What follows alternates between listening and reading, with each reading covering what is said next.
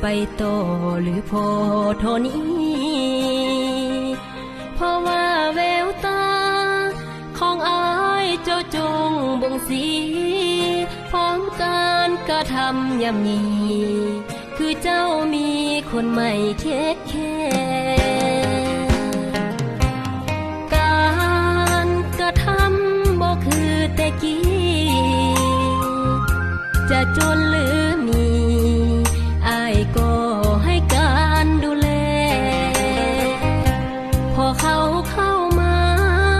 ทุกอย่างมันก็เปลี่ยนแปลงจากคนที่อายเคยแคร์กลายเป็นคนอายลำคาญถ้อยคำหวานๆเดี๋ยวนี้คมปานยำเครือเขาหออายให้เขามาสานต่อทิมน้องคนโกเอาไว้นอกศาลเขาคนอายแค่น้องเป็นเพียงแต่คนอายลำคาญกลายเป็นเพียงหมาเฝ้าบ้านเงินคอเห่าเขานั้นจูจีซอยตอบคำถามครั้งสุดท้ายพอน้องสิได้ทำใจก่อนอายสิหนีถ้ายังหักน้องก็บอกเขาไปโดยดีสิค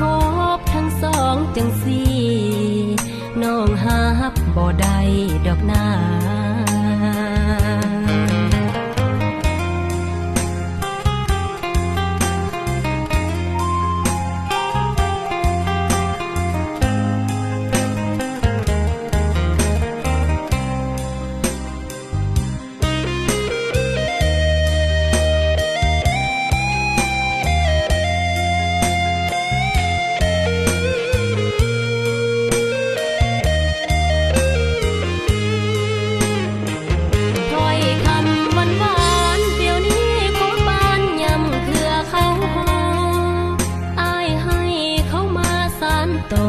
ทิมน้องคนโกเอาไว้นอกศา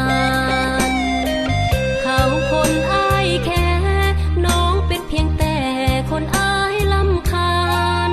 กลายเป็นเพียงหมาเฝ้าบ้านเงินคอเห่า